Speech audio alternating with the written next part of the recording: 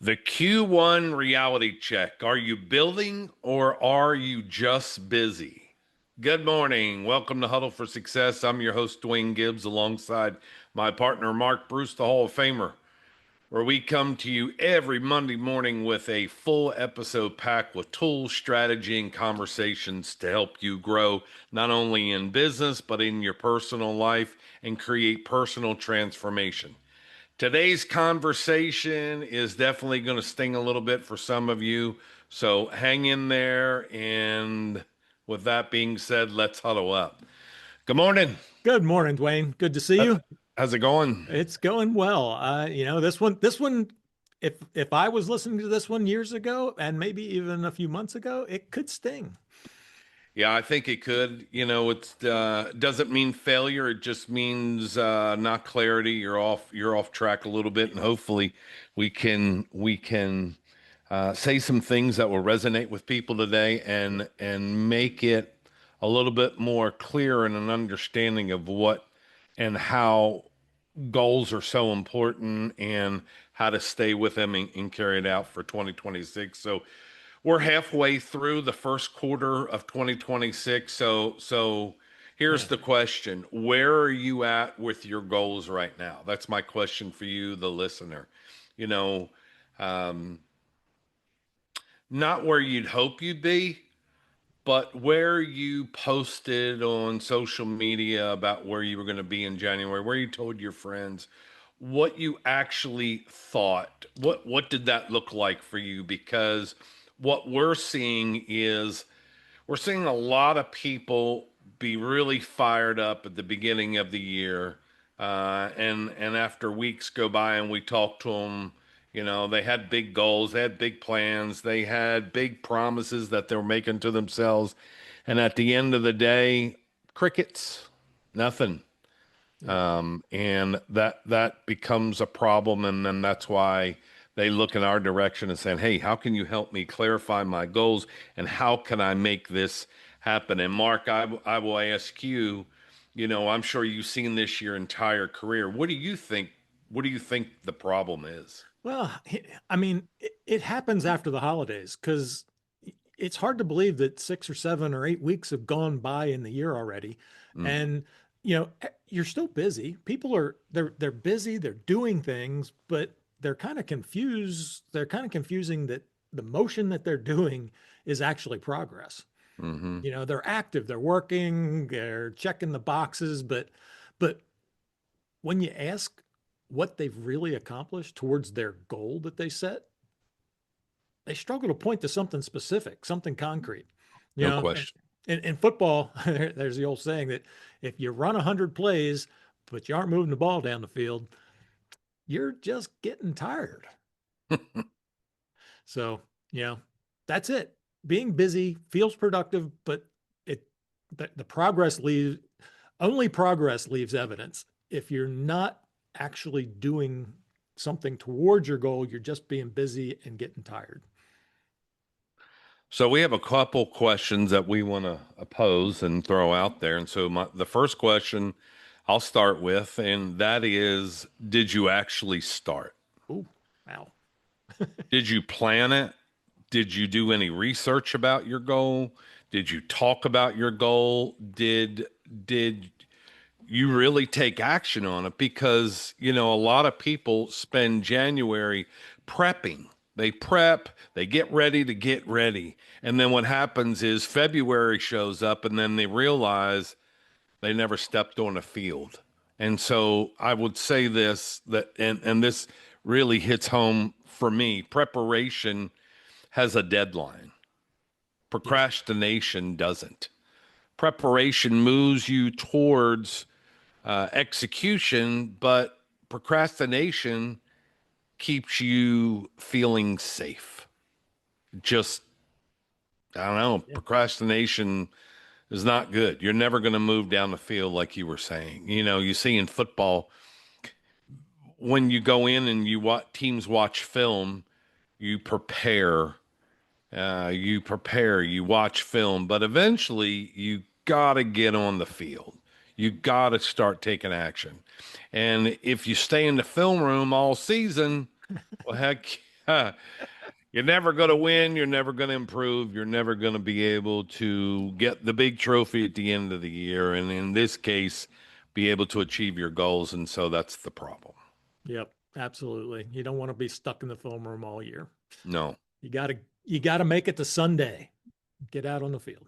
So, question number 2. So, if you started and you're all happy because you got that answer right, yes, you started, but you stopped. Why did you stop? You know, let's That's good. let's assume you did start and you took action, but then you stopped. And you got to look at that question honestly. Why was it? Was it circumstances? Um, did you hit some resistance that you just stopped? Most people don't quit because of massive obstacles. Most of the time, they quit because they get bored. Yeah. They're working along, and that just, I'm tired of doing that because it's not exciting anymore. If the results don't show up fast enough, you can get bored. But it's that time when you've hit that plateau, when it becomes repetitive, that's when you've got to reach down and take a look at your why. I mean, think about it. During the Olympics, you had all of the athletes that were singularly focused on achieving their goal by beating their competitor by 1/100th of a second. I mean, and the ones that won on those boring days in the gyms by themselves working out.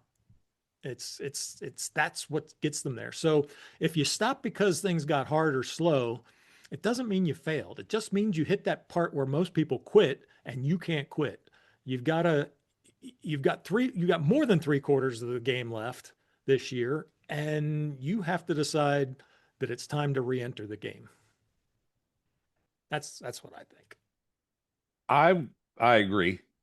I think this is one of the hardest ones to ask yourself, and that is, are you chasing the wrong goal? Yeah. Because we talk to people and we see, Yeah. their goal is so out here. It's not even their goal at the end of the day. It sounds good to somebody else, and they put themselves in that position. I want to do, and I want to do, and I know it'll take me here, and they're living way outside their vision board, and that's a problem. And so, that's the question. Are you chasing the wrong goal? Sometimes the problem isn't discipline, it's alignment. And you set a goal because it looks good, because you thought you really should, because someone else expected it, possibly.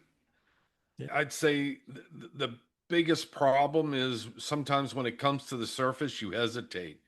You will pay for it at some point.